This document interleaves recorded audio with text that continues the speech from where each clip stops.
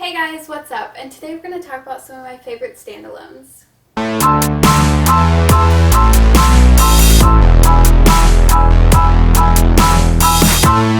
So I wanted to figure out what type of videos I wanted to do in April, and I really didn't have anything.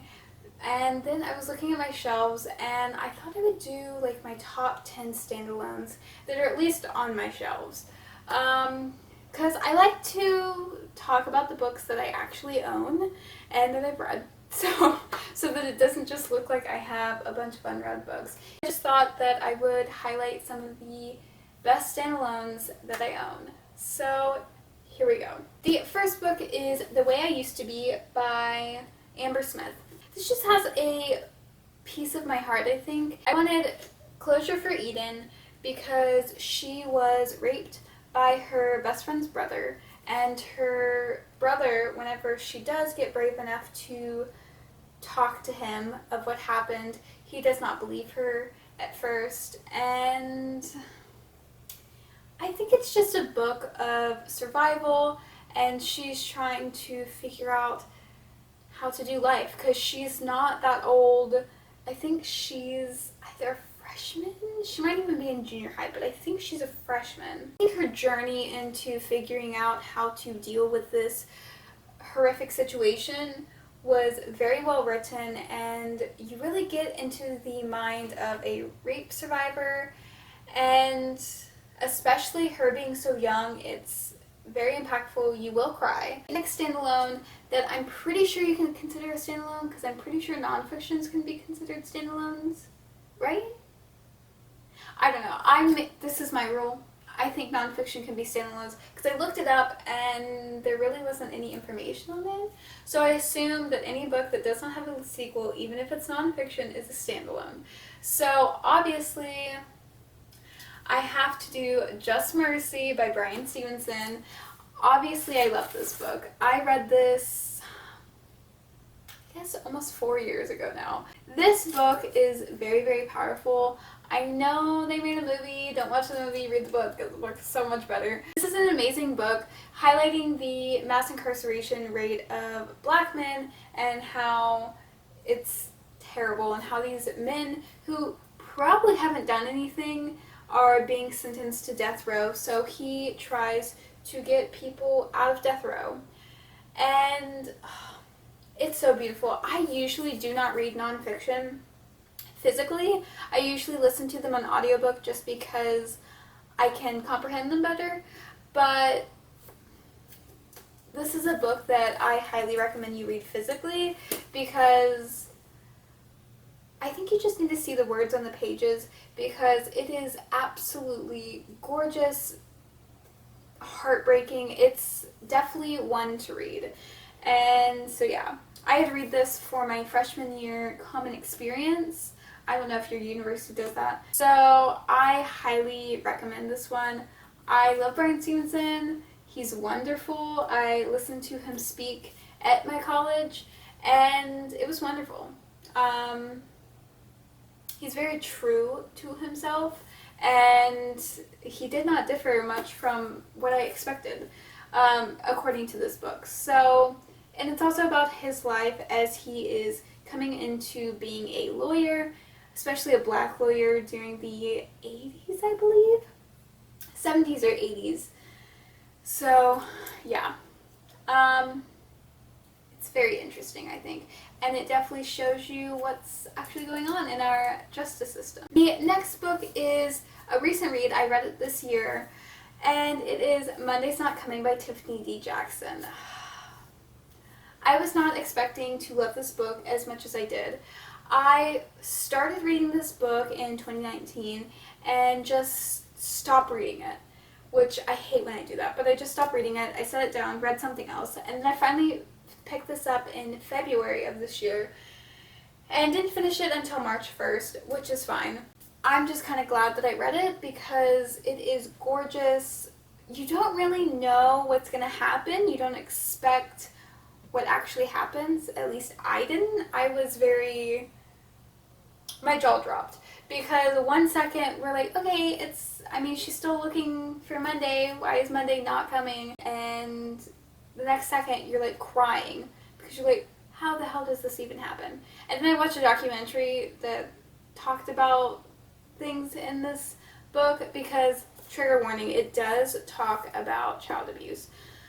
So, yeah. So it's kind of hard, but it's also very gorgeous. And I think definitely a book that you should pick up because it also talks about race as well. So it's great. Love Tiffany D. Jackson's writing. It's so good. I will be picking up another one of her books hopefully soon. The next standalone is Seyi by Courtney Summers. And this one kind of took me by surprise just because most of the time hyped books do not get a good review from me because I have all of this hope for it and it's just, sometimes it's just average, so then it gets lower than it would have. So it's a whole thing.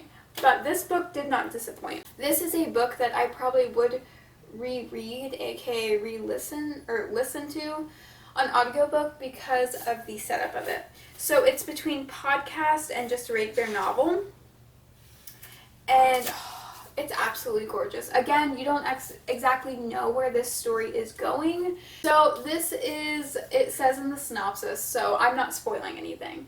But so Sadie, she goes on the hunt for who killed her sister, who was younger than her, and she felt like she had to care for because her mom kind of sucks.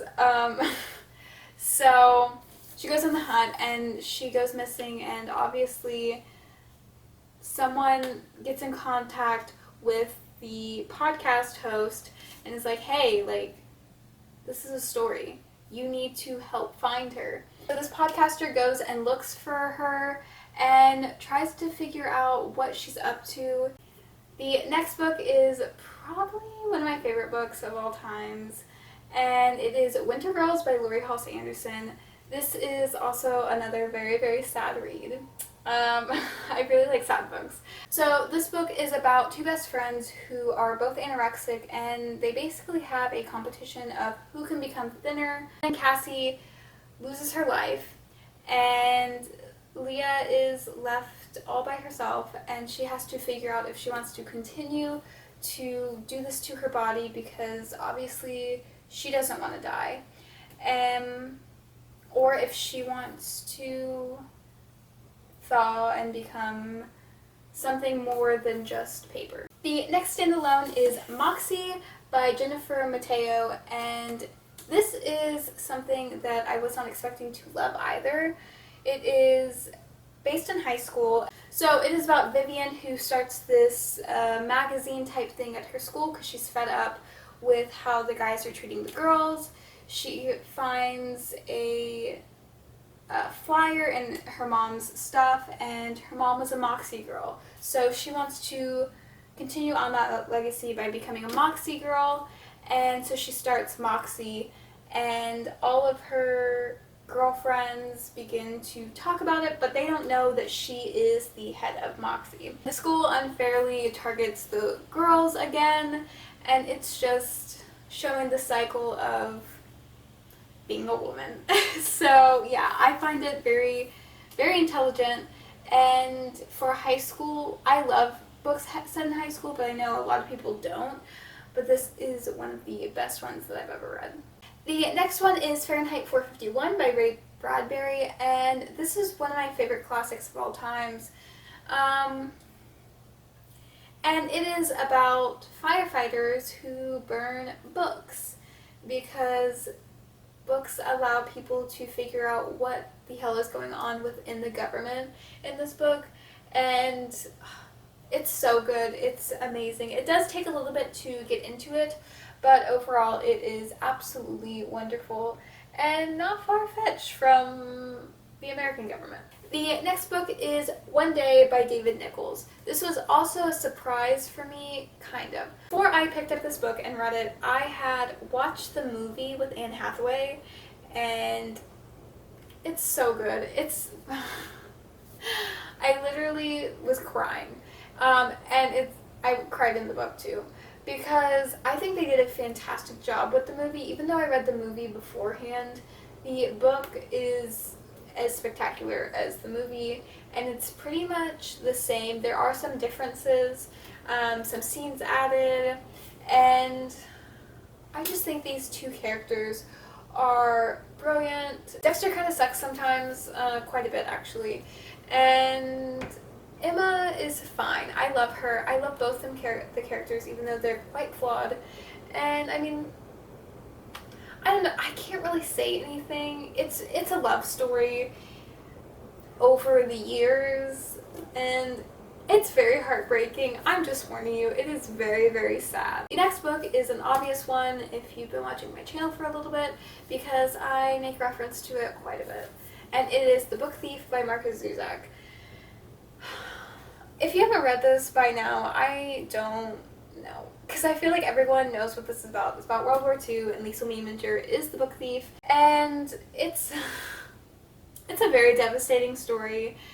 It's through the narrator of death. That's not... I feel like that's not a giveaway. I think everyone knows that by now. If I spoiled, I'm so sorry. I do not recommend the movie. It was not good.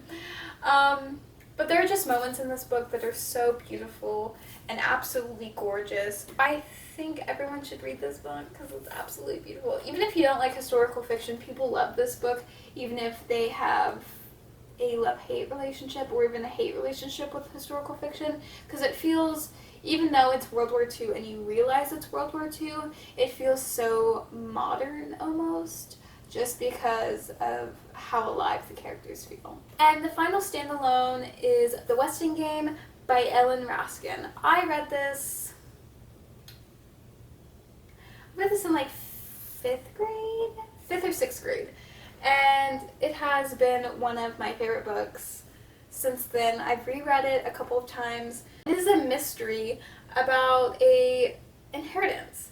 And there's all these tenants at this apartment building, and somehow they are all somehow related to Samuel Westing. And it is very interesting because you slowly have to try and figure out how these people are related, and there's different clues in there that are really, really fun to figure out. And whenever I read it in 5th and 6th grade, 5th or 6th grade, it was an actual assignment, so we had to try and figure out who these people were, slowly, different clues that were being told in the writing, and it is just a fun story. It's not that long. You could probably read it in one day, I know. The last time I read it, I did, and it's just a fun, wild ride. The characters are stupid sometimes, but it's just a fun ride, so I highly recommend this one. So those are some of my favorite standalone books that I own. There's obviously a lot more that I really enjoyed over the past years, and yeah. So I hope you enjoyed this video, and I'll see you in the next one.